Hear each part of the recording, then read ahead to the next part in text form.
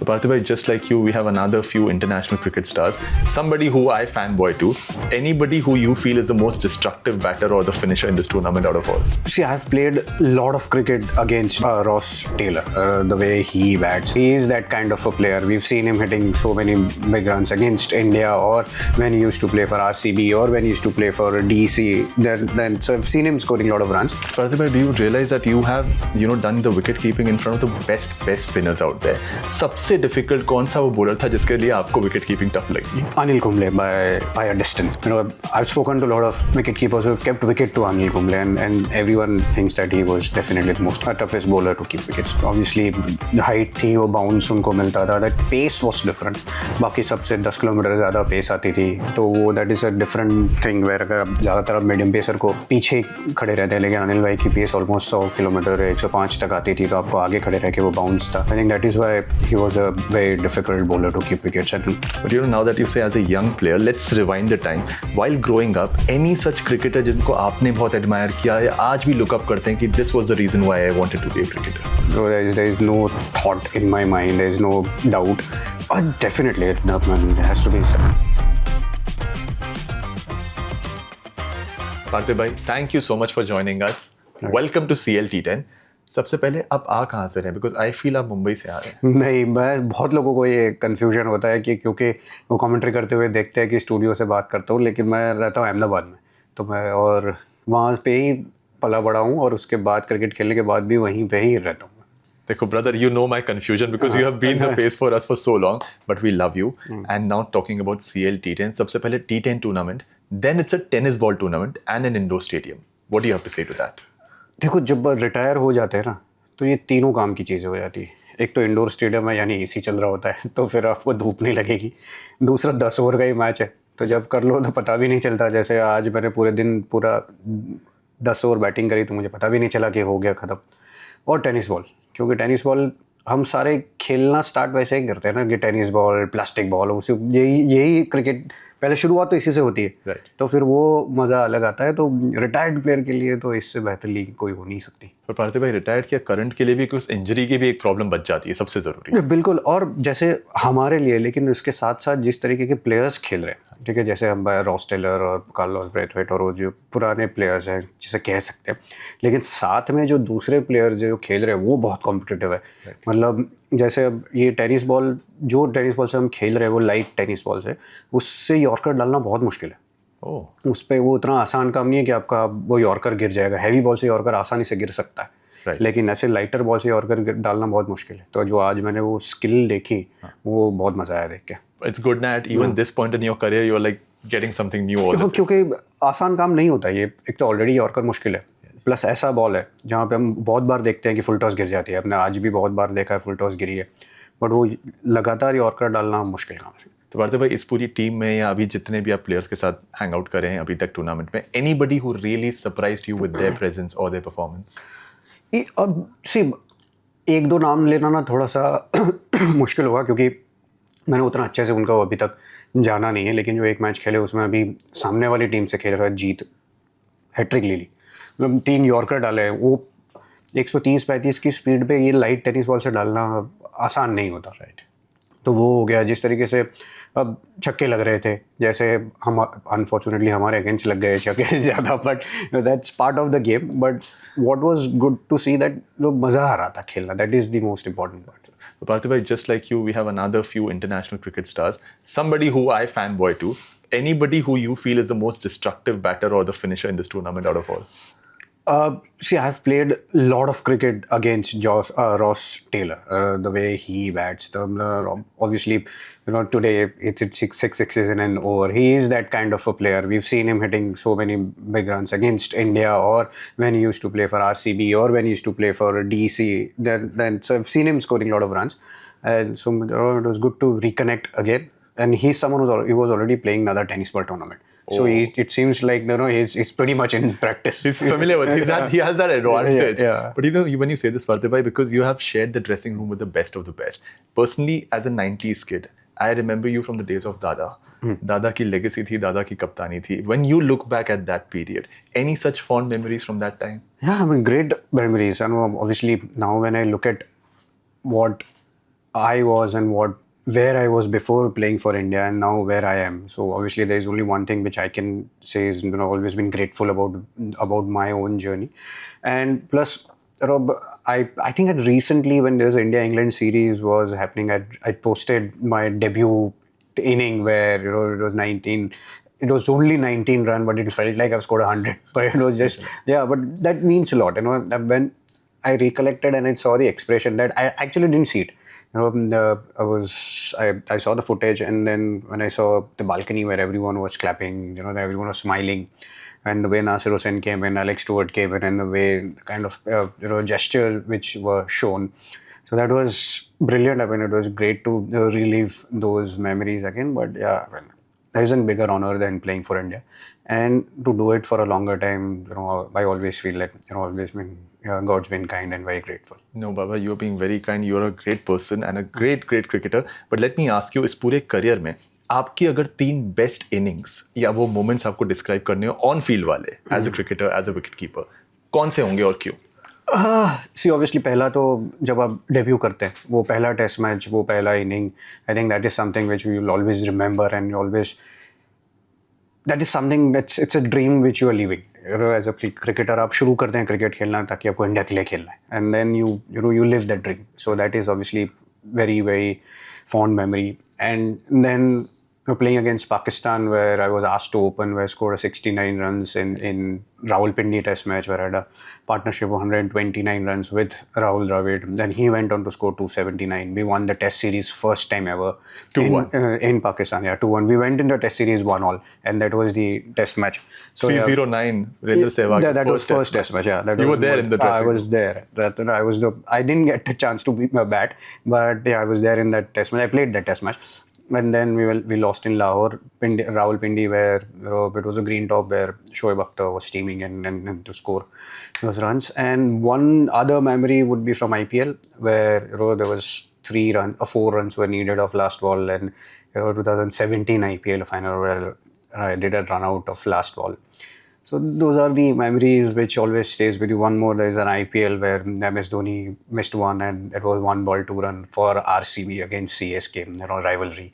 So those kind of things. So those are the memories which, you know, will always stay fresh in your mind. But Parthiv, do you realize that you have, you know, done the wicket keeping in front of the best spinners out there? Ashwin paaji हो गए या मुथैया मुरलीधरन हो गए, you have been there behind the stumps. सबसे difficult कौन सा वो bowler था जिसके लिए आपको विकेट कीपिंग टफ लगी? Anil Kumble by a distance. You know, obviously height थी, वो बाउंस उनको मिलता था, दैट पेस वॉज डिफरेंट. बाकी सबसे 10 किलोमीटर ज़्यादा पेस आती थी, तो वो that is a different thing where अगर आप ज़्यादातर आप मीडियम पेसर को पीछे खड़े रहते हैं, लेकिन अनिल भाई की पेस ऑलमोस्ट 100 किलोमीटर 105 तक आती थी, तो आपको आगे खड़े रह के वो बाउंस था. I think that is why he was a very difficult bowler to keep wickets. And, you know, I've spoken to a lot of wicket keepers who have kept wicket to Anil Kumble, and everyone thinks that he was definitely the most toughest bowler to keep wickets. Parthiv, can I be very honest? I mean, personally, we all feel that you're that one, not just nice, I would say, but very sincere, disciplined guy. You know, जिसको the glasses makes it. चश्मे वाले लोग थोड़े sincere लगते हैं, हाँ. But I know there is a lot more than meets the eye. लेकिन आपके लिए इतने पूरे करियर में आपको सबसे वो फनी क्वर्की प्लेयर कौन सा लगा ड्रेसिंग रूम में, या ऐसा कोई जो हमेशा आपको हंसाता था, वो कौन था? नहीं, बहुत सारे लोग ऐसा, क्योंकि, you know, कई बार आप खाली वो कैमरा के सामने वाली शख्सियत को ही जानते हैं या ग्राउंड पर जो जिस तरीके से खेलते हैं, लेकिन सबका एक अलग अलग तरीके का सेंस ऑफ ह्यूमर होता है. जैसे अनिल भाई का भी बहुत तगड़ा सेंस ऑफ ह्यूमर था, अगर आप देखेंगे उनको कैसा लगता है कि बहुत गुस्से वाले होंगे, लेकिन वो नहीं है वैसा.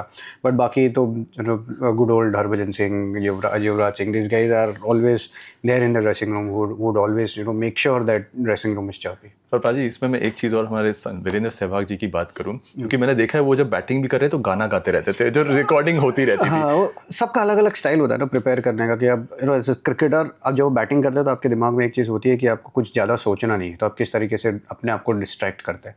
तो सारे अलग अलग तरीके होते हैं, उनका गाना गाने का तरीका होता था. कोई उल्टी गिनती करता है ताकि आपका ध्यान ना रहे, दूसरी खाली बॉल के ऊपर ध्यान रहे, फोकस रहे. वो सारी अलग अलग चीज़ें, सबकी अलग अलग मेथड होती रहती है. तो उसमें वीरू की वैसे वो मेथड थी, वो गाना गाता था. उल्टी गिनती वाली कौन है ये जो करते थे? बहुत सारे लोग हैं एक्चुअली। हमें जब एनसीए में जाते थे तो हमें ये मेथड सिखाई जाती थी, हमें कहा जाता था कि आप किस तरीके से, अगर आपको डिस्ट्रैक्ट नहीं होना है तो अगर जब आप सोचेंगे कि कब 100 से उल्टा गिनना स्टार्ट करेंगे तो आपका फोकस उसके ऊपर रहेगा, वो तुरंत 1 2 3 4 5 6 7 नहीं होगा, आपको 100 99 98 थोड़ा सोचना पड़ेगा, मोमेंट में रहना पड़ेगा आपको वहाँ पे।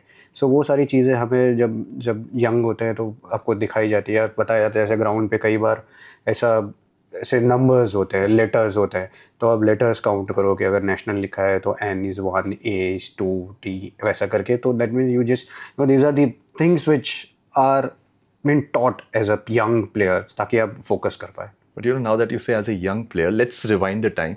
While growing up, any such cricketer जिनको आपने बहुत admire किया या आज भी look up करते हैं कि this was the reason why I wanted to be a cricketer? Definitely, it has to be Sachin Tendulkar. इसमें कोई there is no thought in my mind, there is no doubt. One is obviously the first memory of Sachin Tendulkar playing was against Pakistan in 1992 World Cup in Sydney. I think that was first ever World Cup which was played in coloured clothing.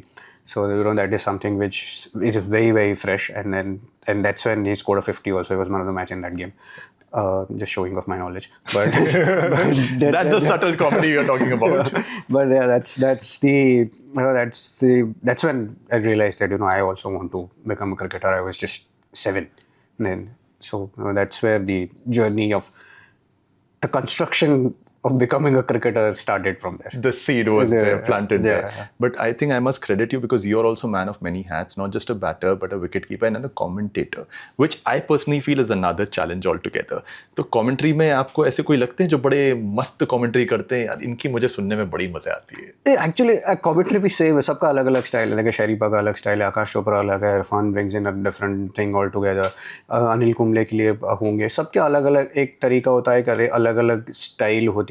सो सुनने में तो सारे मज़े आते हैं, ऐसा कुछ नहीं है कि क्योंकि मैं भी खुद करता हूँ ये काम, तो मुझे पता है कि कितना मुश्किल काम होता है जब आप बात कर रहे हैं और कोई कान में पीछे से कॉन्स्टेंटली डायरेक्टर प्रोड्यूसर बात करते रहते हैं, तो फिर वो उसको आप इग्नोर नहीं करना है, आपको बोलना भी है क्योंकि आपको पता है क्या हो रहा है, तो वो इट्स अ डिफरेंट चैलेंज। तो इसलिए I always feel that it's a tough job, it is not easy. कि बहुत लोगों को सुना है क्या माइक उठाएंगे और बात करना स्टार्ट कर देंगे, वैसा नहीं होता। So you know where we come from, but by the pressure is right. So मुझे पहले ऐसा कभी बहुत एंकर्स है जैसे फंबल हो जाता है, it's part of the job. तो पहले जब शुरुआत में गया था तो हंसता था, यार क्या कर रहे हैं, but then you realise slowly that is not the easiest thing. ये सारे चीज़ें हो जाती है, कई बार लोग ब्लैंक हो जाता है, and that's part of that happens, that can happen with anyone. So अब मैं नहीं करता वैसा। You have to be kind actually at the end of the day. That is ठीक है पार्थिव भाई, before we let you go एक fun segment करते हैं where we just gonna talk about your food habits. जरा जाने what's the scene behind. Okay, so basically ready? Yeah. So पार्थिव भाई, what's on your plate before a big game? Any go-to meal or snack? Before a big game, it's always been I load a lot of carbs. So there's rice, there's dal, there is aloo. So just before going in an IPL game, I would have that kind of a carb meal around 3 o'clock. If it's an 8 o'clock game, I would have that around 3 o'clock. So that load up on carbs so that my energy is high. Because वो तो match से पहले heavy नहीं खाना चाहिए। but वो 3 बजे फिर then before game you have a protein and stuff. But जब खेलता था तो I would load up on carbs. Now we know your secret sauce. Okay. Do you stick to the same pre-match routine every time? Yeah. Or change it up? नहीं, definite. Same. Same. अगर performance हुआ है तो फिर I make sure कि ये करना पड़ेगा। What is it if you can tell us? Yeah, it was just a meal. It was the eating habit, waking up. ये सारे काम ऑलमोस्ट आप चाहते हैं कि उसी समय के आसपास हो, ताकि आपका एक जैसे लोग वर्ड यूज़ करते हैं सुपरस्टिशन, मैं उस वर्ड को कहता हूँ रूटीन, कि आपका वो रूटीन है, तो आपको जब आपको वो रूटीन अच्छे से होता है तो फिर आप सही फ्रेम ऑफ माइंड में रहते हैं और बहुत ही चेंज हो जाता है। आई थिंक थॉट वो फीलिंग चेंज हो जाती है। Superstition brings a little negative side, और फिर then you are relying on something else, but routine means ये मेरा रूटीन है। Okay, that's a different perspective. Okay, one food you absolutely avoid before stepping on the field. One food, spicy food. I definitely avoid spicy food. अचार कहीं पे हो गया या अगर कई बार होता है, but I avoid spicy food नहीं तो फिर जरूर वो डकार आती है वो भी embarrassing हो जाता है थोड़ा। नहीं, you want to feel lighter, you want to feel good about yourself when you step onto the field. Okay. What's your favorite post-practice cheat meal? It can be anything. I eat everything. So there is nothing as such कि यही होगा कि कभी भी छोले भी हो सकते हैं, पाव भाजी भी हो सकता है, बटर चिकन भी हो सकता है, नान भी हो सकता है, कुछ भी हो सकता है. So that is जो अवॉइड कर रहे हैं वो सब हम टच करेंगे. हाँ, सब चलेगा. ठीक है. अच्छा, आपके जर्नी में, आपकी पूरी करियर में ड्रेसिंग रूम में सबसे हेल्दीएस्ट ईटर कौन सा था? ये तो अभी स्टार्ट हुआ है इतना, जैसे तो आई थिंक 2005, 6, 7 के बाद ऐसा स्टार्ट हुआ है कि बहुत हेल्दी खाना है ये वो. बाकी पहले जब मैं पहुंचा था तभी राहुल द्रविड़, अनिल कुंबले वो सब बहुत फोकस्ड थे अपना खाने में. लेकिन उसके बाद में I think Virat Kohli is a different league. जब वो खाने की डिसिप्लिन, वर्कआउट की डिसिप्लिन, वो सारी चीज़ें आती है तो उसमें उससे बेहतर अब मैंने कोई नहीं देखा वैसा. आई थिंक राहुल भाई एंड अनिल भाई दोनों एक तो बैंगलोर से भी आते हैं. आई थिंक वो भी maybe they are like very, I don't know, practically मतलब मेथड होता है ना उनका प्रॉपर, वो मेथड से काम चलता है कि जब जाएंगे तो उनके किडबैक के आसपास भी ना ऐसा कुछ लगेगा नहीं कि ये यहाँ पे आए थे कि नहीं आए थे, कि यहाँ पे बैठे हैं कि नहीं बैठे. उतना साफ सुथरा रहता है चीज़ें. No wonder they have one heart. No wonder. Okay, finally, coffee या स्मूदी या चाय before training? Coffee. Okay, finally, अगर आप क्रिकेटर नहीं होते, कौन सा वो फूड है जो आप इंडल्ज करते एवरी डे? एवरी डे बहुत मुश्किल है. मैं एक्चुअली मेरा ना कहीं पे कोई खाने में रिस्ट्रिक्शन नहीं है. मतलब जब खेल रहा था तभी तो बाकी चीज़ें अलग होती थी कि जब ग्लूटेन फ्री था काफ़ी 3 साल तक और वो सारी चीज़ें करी थी. लेकिन अब जैसे अब मैं कुछ भी खा सकता हूँ. मतलब अब चाइनीज़ दे दो, थाई दे दो, जापानीज़ दे दो, इंडियन दे दो, गुजराती दे दो, महाराष्ट्रियन दे दो, साउथ इंडियन दे दो, अच्छा पराठे दे दो, जो Bring it on. जो भी, मतलब मैं कुछ ऐसा, आई एम नॉट ना, अच्छे तरीके से अगर बताऊं तो मैं पिकी नहीं हूँ खाना देख के कि मुझे कहीं पे भी तकलीफ नहीं होगी खाना नहीं होगा तो. It's a luxury part. Many people crave for this liberty. I think. तो वो बहुत, मतलब मुझे ऐसा कुछ नहीं है. वो फिर मेरे माइंड के ऊपर है कि अगर आज खाना है तो मैं खा लूँगा. चलो, फाइनली पार्थिव भाई, CL T10 की बात, अगर last one message to all the owners, celebrities, international cricketers, how you summarize this entire experience? I think it's been first day and I enjoyed stepping onto the ground, and obviously when you were stepping onto the ground you feel the vibe, and I thought it was brilliant. That's something which was it was very well organized, everything. And so I mean, hopefully next year it could get bigger and better, but this year it's been great and it's a great experience. We love talking to you and we look forward to meeting you many more times, this time from Ahmedabad. Now I'll remember. Yeah. Thank you so much, brother. Lovely talking to you. Thank you so much for your time.